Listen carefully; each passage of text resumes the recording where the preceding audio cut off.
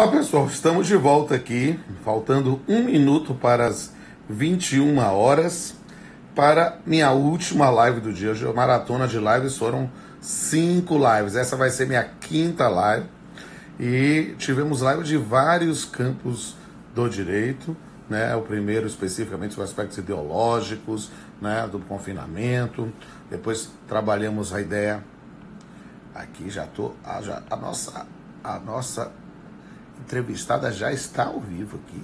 Puxa, trabalhei o MPT, trabalhei agora música, jeito de família, e vou agora fazer mais uma live internacional. Olá, minha amiga Mariana Chaves, direto do Timor-Leste, né? Estamos aqui com um fuso horário de 12 horas, então aqui é 9 horas da noite, aí é 9 horas da manhã. E que do bom, dia seguinte. Do dia seguinte. E que bom. Hoje aí já é amanhã. E que bom ter a oportunidade de bater um papo contigo aqui nessa live. Vamos ver se a internet vai funcionar direitinho para ver hoje. Essa hoje é a minha 5ª live, mas ter a oportunidade... Você é um maratonista incansável. Ter a oportunidade de estar contigo é sempre um prazer, uma honra e um privilégio. Eu estava assistindo a sua live com o Rodrigo. E aí, gostou? Adorei, né? Eu adoro essa interseção de direito e arte, e vendo você cantar me deu saudade da palestra cantada. É verdade, você assistiu que eu já assisti três ou 4 vezes. 3 a 4 vezes, né? É muito legal. Eu confesso, estou com saudade de fazer nesse período de isolamento presencial, fico aqui trancado, né? Mas espero que voltemos a um novo normal e que eu possa tocar com os meninos aí, quem sabe quando você der uma passadinha aqui no Brasil, coincida com algum período que a gente se apresentar. E vamos ver se daqui para lá a gente faz outra música juntos. É verdade, precisa registrar, porque a letra de Bela Recatado Lá eu fiz em parceria com o Mariano, né? É o nosso clipe mais famoso. Tá lá no canal Pamplona, na Paz do Crunas, tem o clipe e vocês veem a música, podem ouvir a música também no Spotify, né? Na verdade, em todas as plataformas digitais, Spotify, Deezer, Google Play, você vai achar, você bota lá Rodolfo Pamplona ou Crunas em Concert, você vai achar Bela Recatado Lá, que foi a parceria com Mariana, tem Coisa de Novela, e também o Preconceito, que foi o poema que virou música que eu recitei no final agora. No final. Com o Rodrigo. Foi muito legal. Mas, minha amiga, vamos bater um papo aqui. Porque desde que eu entrei no isolamento, né, e nessa circunstância de ser grupo de risco, pode problemas respiratórios e cardíacos, eu fiquei aqui. E eu tenho essa mania de querer servir. Eu acho que aquela máxima de Gandhi, né? Quem não vive para servir, não serve para viver. E por isso essa maratona de lives que eu fiz como uma forma. Eu acho que é um pouco da alma de professor também, né? Tem isso. A gente não consegue ficar simplesmente só trabalhando aqui no computador. A gente precisa interagir com as pessoas. Se não pode interagir presencialmente, que se interaja do ponto de vista virtual. E aí eu comecei, as minhas primeiras lives, né, foram dentro do panorama trabalhista, do direito civil, mas depois eu senti a necessidade de conversar com pessoas que estavam ou na frente de batalha, entrevistei médicos, ou vivendo a situação da pandemia, né? Então, eu entrevistei um casal querido lá de Portugal, né, que imigrou para lá, eles são artistas, né, o Rodrigo Bento, né, e a esposa dele também, que é fotógrafa, né? E aí, nesse ponto, ficou o saxofonista e a fotógrafa me contando que tinham chegado em Portugal, né, a Silvia, né, tinham chegado em Portugal e aí estavam vivendo isso. Depois entrevistei um colega nosso que está fazendo doutorado lá, o Luiz Cláudio Madeira, né, que foi contar na visão do jurista da situação em Portugal. E tendo você, que é minha amiga, destinatária da minha mais profunda admiração e afeto, né, no Timor-Leste, a 12 horas de pulso. Tô longe. Aí eu disse, deixa eu ouvir de Mariana como é que estão as medidas aí, como é que está do ponto de vista fático a situação, se vocês estão vivendo essa questão do confinamento, do isolamento, e como é que juridicamente estão se produzindo alguma coisa. Aí a gente compara o sistema brasileiro. Mari, a palavra é sua. Olha, antes de tudo, queria dizer que é um prazer, né, uma grande honra estar aqui com você. E é uma empreitada, né, falar depois de Rodrigo. Uhum. Eu já tava pensando assim, ai meu Deus, vou dizer para a Pamplona que a gente coloca a nossa live para amanhã, que eu quero continuar escutando os dois. Bom, pessoal, mas falando um pouco aqui da realidade do Timor. Nós demoramos bastante a ter o primeiro caso, tá? Primeiro caso confirmado de coronavírus. Inclusive, só para deixar um registro aqui, antes de ter o primeiro caso confirmado, antes de ter medidas do poder público, a universidade, onde eu trabalho, onde eu sou assessora e onde eu dou aulas na Faculdade de Direito, tomou uma postura muito proativa de alterar os métodos de ensino, o método presencial para outros métodos à distância. E aí, pela falta de tecnologia, vocês devem saber, aliás, quem não assistiu ainda o filme sobre o Sérgio Vieira de Mello, que é protagonizado por um baiano, né? Exato, Wagner Moura. Ele é sensacional. Wagner tem minha idade. Eu via Wagner aqui no Teatro Baiano, aqui em Salvador. Tem várias peças sensacionais. E ele é um ator estupendo. Então, eu gosto de ver o Sérgio hoje. Então assista e traz, diferentemente de outros filmes ou documentários que foram feitos sobre o Sérgio Vieira de Mello, esse filme em particular traz bastante a atuação dele aqui em Timor-Leste. Então dá para ver que na história recente do Timor, o país vivia um conflito armado, estava sob a invasão da Indonésia, e aí houve um referendo para a libertação do país em 1999, e o país ficou sob administração da ONU, encabeçada pelo Sérgio Vieira de Mello, até 2002, se eu não estou em erro.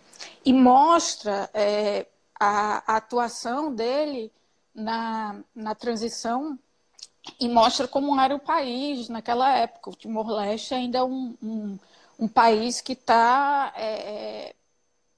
se reconstruindo, digamos assim. E, portanto, isso tudo para falar que nós não estávamos preparados, não tínhamos tecnologia. Aí no Brasil, a maior parte das universidades já tem tecnologia de ensino à distância. Né? Ensino remoto ou online. Aliás, até você estava falando, vamos ver se a internet fica bem, porque aqui a internet funciona mal. Dependendo da hora do dia, ela não funciona. Uhum.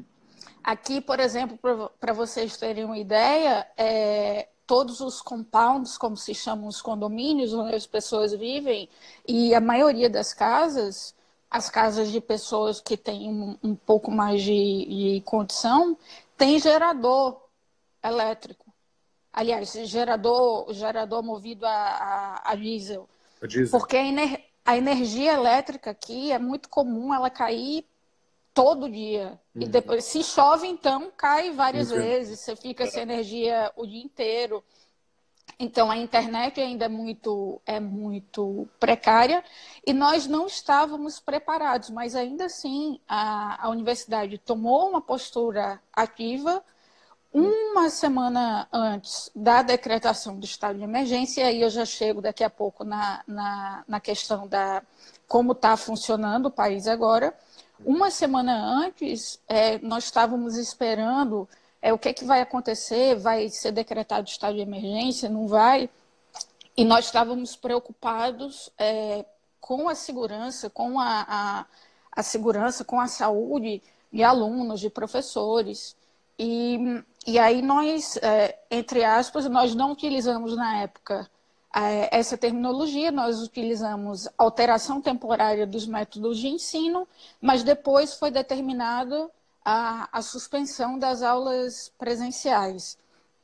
E não só,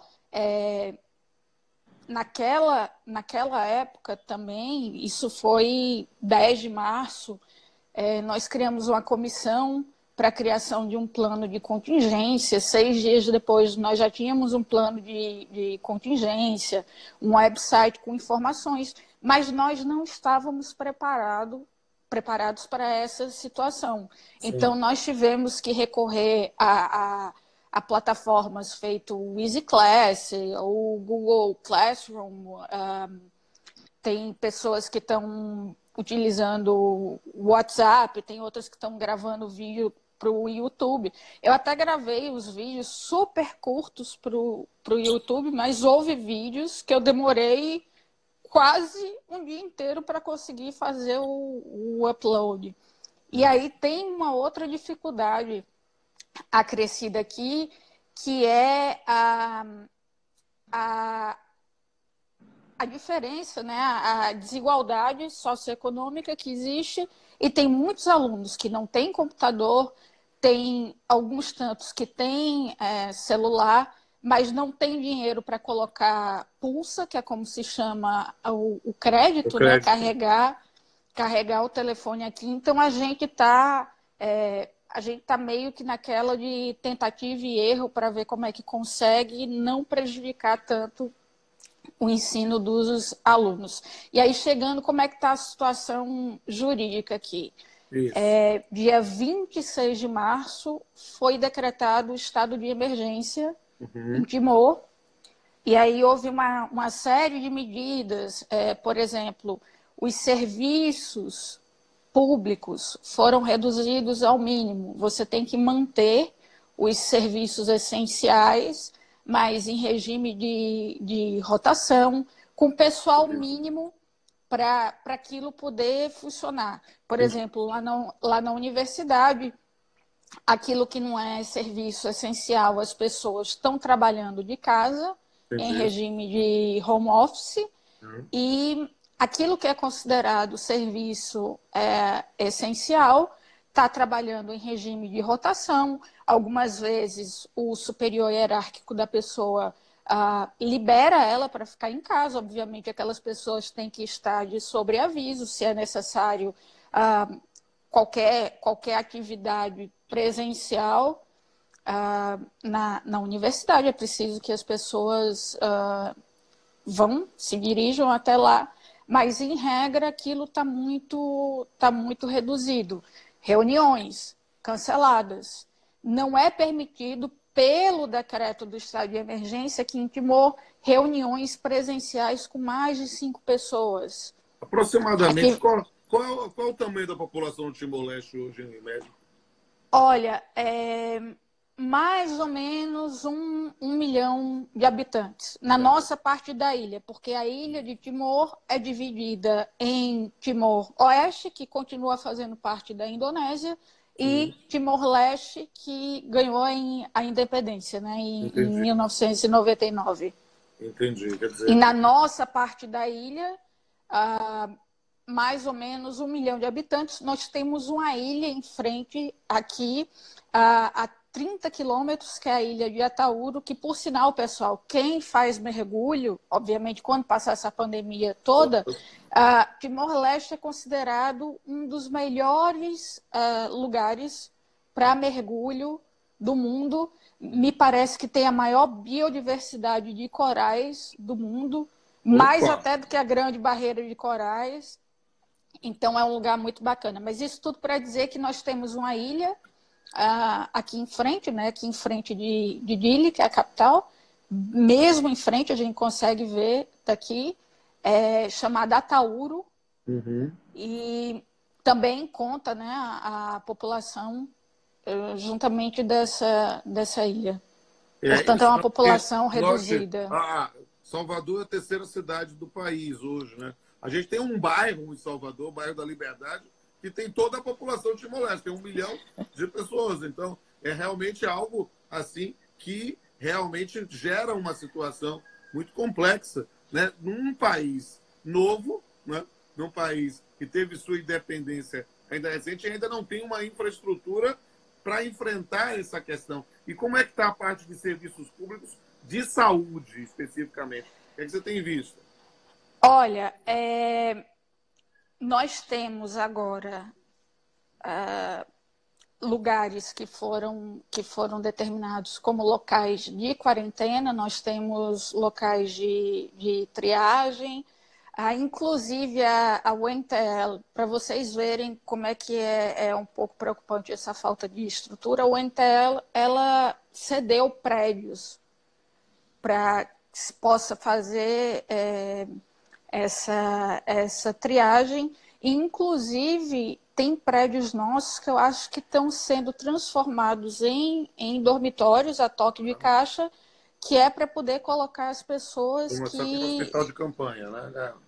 Que estiverem esperando, né, estiverem como casos suspeitos, porque, além de tudo, tem o seguinte, pessoal, nós estávamos, antes de ter assim, o outbreak, o pico de espalhar o surto, nós já estávamos construindo um laboratório aqui em Timor, e Timor-Leste tem um problema grande de chuva, Sim. de inundação, e houve uma chuva, teve uma enxurrada que saiu alagando tudo, saiu destruindo escola, e, infelizmente, junto com essa enxurrada, levou o laboratório que a gente estava construindo aqui no país, que era para poder fazer os exames os testes, né, do coronavírus. E agora, qual é o problema? As pessoas apresentam sintomas, elas vão para quarentena, mas não tem como fazer o teste. Não há exames aqui. Portanto, é recolhido sangue e o teste é feito na Austrália. Meu Deus. Qual a distância do Timor para a Austrália? É perto. Daqui para Darwin são, acho que, 45, 50 minutos de voo. Aliás, é mais perto. Nós temos só 2 saídas, e é outro ponto que eu vou falar. Agora, nós temos 2 saídas do Timor-Leste. A gente pode sair pela Austrália, ou nós podemos sair pela Indonésia. Certo. Aliás, nós temos agora, recentemente, um outro voo que é para Singapura, mas é muito recente, por isso que eu nem me lembrei. Mas qual é o grande problema? Saída fluvial tem? Pensando em barco? É uma ilha? Acho que não. Não Tem. Que eu me lembre, não tem. Rodolfo, eu posso estar em erro, mas eu acho que não tem saída fluvial. Eu acho que até tem travessia, por exemplo, para uma ilha que eu fui na Indonésia, que também é maravilhosa, chamada Ilha de Roti. Eu acho que tem um barco daqui para lá, só que de lá não tem. É uma ilha ainda menor do que Timor. Lá não tem avião, não tem nada. Aliás, tem avião, mas não tem para outros lugares que faça baldeação para ir para aeroportos que façam, né, esse trânsito para outros países. Então, a principal saída da gente daqui... Não tem saída marítima nem fluvial, né? Não tem nem de rio, nem de mar. Então, é só por navio mesmo. Só por avião mesmo. Só por avião. Então, o que aconteceu? As fronteiras foram fechadas. A Austrália fechou fronteira, Indonésia fechou fronteira, tá? Pra gente. Ninguém sai daqui para lá. E aí Timor-Leste tomou uma medida que é mais recente, de não permitir que ninguém entre aqui, nem mesmo os nacionais, porque nós passamos muito tempo com um único caso, e aí as pessoas estavam regressando, principalmente estudantes que estavam na Indonésia, e aí começaram a aumentar os casos. Entendi. E aí vocês têm já quantos notificados? Olha, todos os dias, às 3 da tarde, o Ministério da Saúde faz uma declaração oficial e, salvo engano, ontem estava em 20 ou 21 casos. Para uma população de 1 milhão, Pode parecer muito pouco, mas nós passamos muito tempo com um único caso. E aí, qual é outro problema?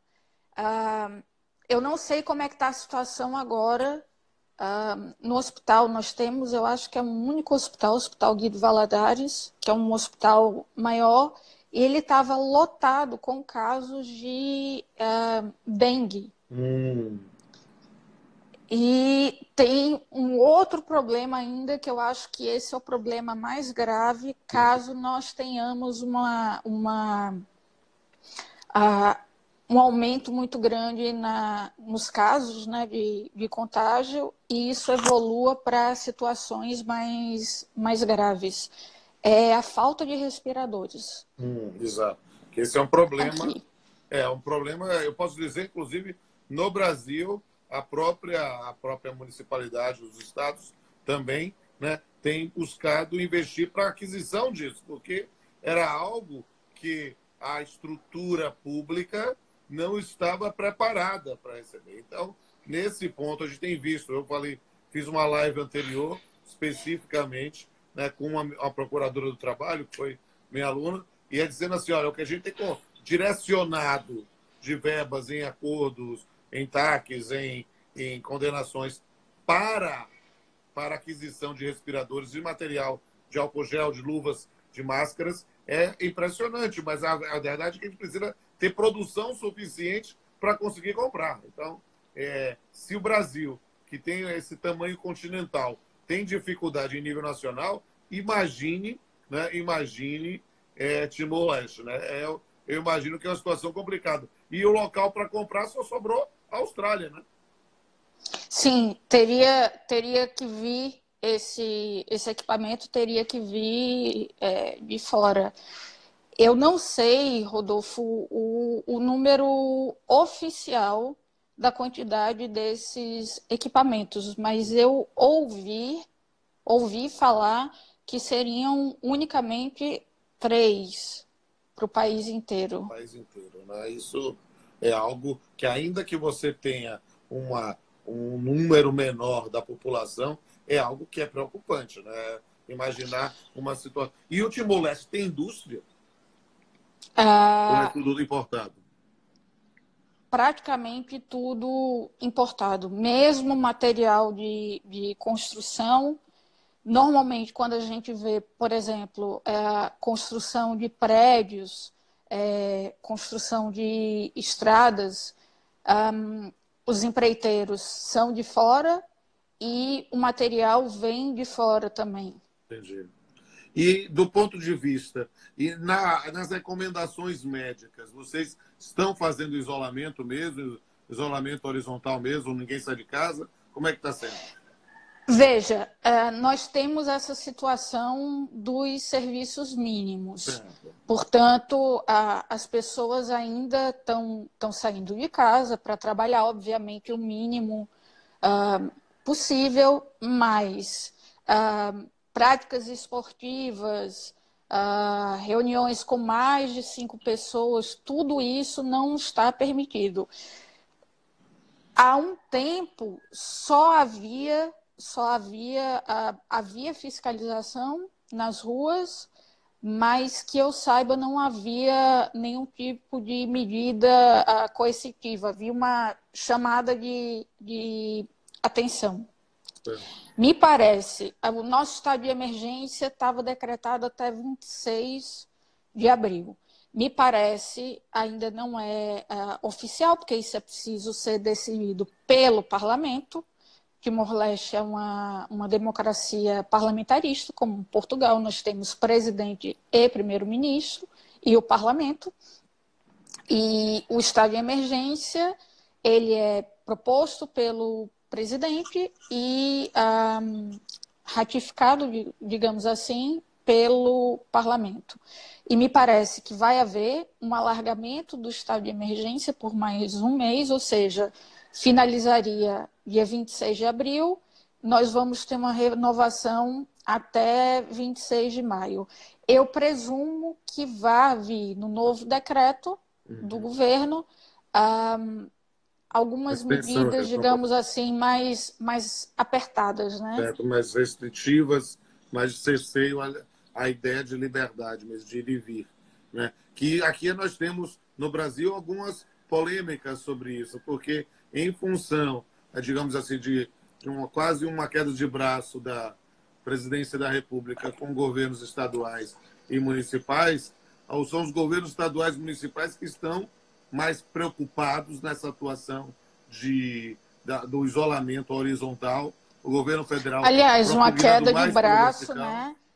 Não apenas do governo federal com o governo estadual. Pelo que eu vi, até mesmo dentro do governo federal, né? Dentro do governo. Mas dentro do governo, digamos assim, a própria ideia, houve a exoneração do ministro da Saúde para seguir a linha do que o presidente estava propugnando. E nisso a gente tem visto a discussão sobre a possibilidade jurídica, né, dos municípios estabelecerem não somente a ideia da fiscalização, mas eventualmente sancionamentos de natureza pecuniária, o que às vezes se discute se pode ser por decreto, se tem que ser por processo legislativo, a todas essas questões jurídicas. Mas, Mari, e nesse ponto, então você não tem a menor perspectiva de voltar ao Brasil, né? Nesse ponto aí, não, você está isolado, não tem como sair, né? Nem perspectiva de voltar ao Brasil e nem perspectiva de ir a Portugal, que é onde minha mãe está, né? Aliás, antes dessa situação toda, minha mãe vinha passar Páscoa comigo e antes da coisa se agravar, a gente entrou em consenso e falou, olha, minha mãe é grupo de risco, ela é cardíaca como você e minha mãe já tem uma idade mais avançada. Um pouquinho. E não valia a pena, né? Claro. Se arriscar. Mas logo depois disso, logo depois da gente decidir, foram cortadas, né? Foram encerradas todas as viagens. Não. Então, nem ela pode sair de lá, nem eu posso sair daqui. Então... Claro.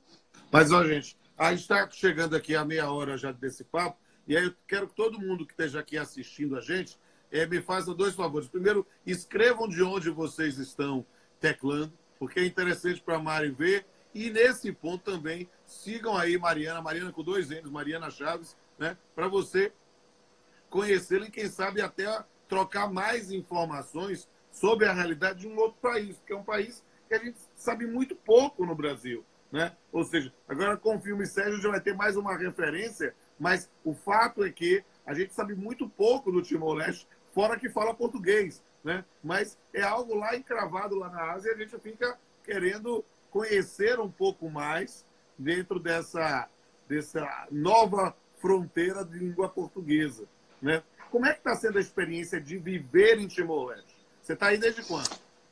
Eu estou aqui desde março do ano passado. Eu estava no Brasil quando eu decidi vir para Timor. E a experiência está sendo maravilhosa, maravilhosa. Eu cheguei aqui meio que sem saber o que eu ia encontrar. Eu sabia muito pouco, né, de Timor-Leste. Eu tinha uma amiga que tinha vivido aqui. Eu sabia da história do Sérgio Vieira de Mello aqui, mas eu sabia muito pouco. E eu cheguei aqui, eu fui recebida assim maravilhosamente. O povo é muito caloroso. Meus alunos são maravilhosos, mas é uma coisa completamente... era desconhecido para mim, né? Eu sabia que era uma ilha. Eu, quando vim para cá, eu falei, se calhar eu vou aprender a mergulhar, né? Vou estar lá numa ilha. Aliás, uma das melhores coisas que eu fiz na vida foi aprender a mergulhar. Isso aqui é uma coisa maravilhosa e só aí eu descobri que isso aqui é considerado um dos melhores lugares do mundo. E como foi para trabalhar aí? Os títulos brasileiros ou portugueses foram revalidados? Como é que é para atuar em Timor-Leste? Olha, nem precisa revalidar, porque, como eu falei um pouco mais cedo, Timor-Leste é um país que ainda está se estruturando. Portanto, em termos jurídicos, nós temos as nossas próprias leis, obviamente, mas, para vocês terem uma ideia, rigorosamente, toda a doutrina adotada na faculdade de Direito, pelo menos é a faculdade que eu posso falar, ela era portuguesa, porque agora eu estou adotando a doutrina portuguesa, obviamente, porque o sistema de Timor é muito parecido com o de Portugal. Inclusive, por exemplo, o Código Civil, ele é quase irmão gêmeo do Código Civil português, mas eu estou adotando também, né, a doutrina brasileira aqui, inclusive adotando a sua doutrina e de Pablo, porque agora eu estou dando aula de direito das famílias. Olha só! Estou dando aula de direito das famílias. Você citado em Timor-Leste, olha só. Vai ser citado. Vai ser citado. Aliás, você já foi citado nos meus apontamentos. Que bom. E aí, pessoal, a doutrina ainda ainda não tem doutrina nacional. Isso é uma coisa que logo quando eu cheguei aqui em março, eu estava trabalhando só como professora, e depois que eu passei a trabalhar como professora e assessora jurídica da universidade. E uma das coisas que me impressionou quando eu cheguei, obviamente eu cheguei aqui sem saber muito, né, da situação de Timor, foi não ter doutrina nacional. Nós temos uma Constituição anotada, e essa Constituição foi feita por autores portugueses. Portugal e o Brasil também têm uma cooperação muito grande com o Timor-Leste. Você chegou e pode advogar aí? Como é que é? O título de bacharel em Direito no Brasil lhe permite advogar aí? Como é? Existe uma ordem dos advogados, alguma coisa assim? Olha, Rodolfo, me parece que durante um tempo houve uma ordem ou havia um exame, mas agora está parado. Mas eu encontrei uma lei que permite pessoas que sejam advogadas nos países lusófonos e atuar em 4 casos, em 4 processos, aqui sem necessidade de ter uma licença, uma ordem local. Eu vi uma pessoa aqui, a Rita, perguntando se eu validei o diploma. Não, eu não precisei validar o diploma. Quando o meu currículo foi analisado, o meu mestrado e o meu doutorado foram feitos em Portugal, e o mestrado em Direito aqui da UNTL é feito em cooperação com a Universidade de Coimbra. Então, eu acho que não faria nem sentido revalidar o meu diploma. Mas só porque nós estamos vendo um país novo. Então, não sei nem se teria a estrutura formal de revalidação. Você sabe especificamente em relação aos cursos, medicina, odontologia, se você tem encontrado brasileiros ou brasileiras aí e eles atuam? Como é que tem sido? Olha, a medicina aqui, há cubanos, havia uma professora ou 2 professores cubanos na faculdade de medicina. Há médicos, eu sei porque eu já fui atendida, há médicos estrangeiros aqui. Eu fui numa clínica, eu fui atendida uma vez por uma médica indonésia e fui atendida por um médico cubano. Eu te confesso que eu não sei se eles precisam revalidar o diploma, mas eu penso que não, porque normalmente há acordos de cooperação entre os Esse é um tema países. interessante de você pesquisar, sabe? Você pode fazer algum artigo justamente sobre a parte de revalidação profissional, porque isso pode ser um referencial muito interessante, quem sabe, quando passar a pandemia, para que outros talentos como você possam ir para o Timor-Leste, né? Conhecer outros países ou ter outras aventuras, nem que seja para aprender a mergulhar, né? É verdade, é verdade. Mas está sendo uma experiência maravilhosa. Que bom. Eu acho que a gente vir para um país que ainda está, digamos assim, reaprendendo a caminhar, é uma oportunidade da gente colaborar um pouco para essa caminhada. Na verdade, virar testemunha da história mesmo, sabe? Acompanhar. A gente conta a história de países que se emanciparam. Literalmente, vivendo aí, você está sendo testemunha de uma história que está ocorrendo nesse momento. Então, acho que é algo histórico. Acho que vale a pena pensar nesse desafio, né? É uma oportunidade sensacional de conhecer outra cultura. Mas, Mari, estamos aí falando há 35 minutos. Eu quero dizer, e estou feliz que não caiu, né? A live com Fernanda caiu 2 vezes ou 3 vezes. Então, verdade. Dei sorte. Então, como essa já é minha 5ª live, eu quero dizer que foi um prazer revê-la, sabe? Você sabe que você mora no meu coração. Então, para mim, saber notícias suas, saber como estão as coisas aí, inclusive nesse período, né, de pandemia, que a gente fica em conflitos de informações recebidas em grupos de WhatsApp, para mim é alentador para o meu coração. Então, Mari, um grande beijo para ti. Vou dar a palavra para suas considerações finais, para ver tanta gente bonita que também estava mandando palminhas para vocês, né? E aí, acho que a gente pode dar uma encerrada. Diga aí, irmão.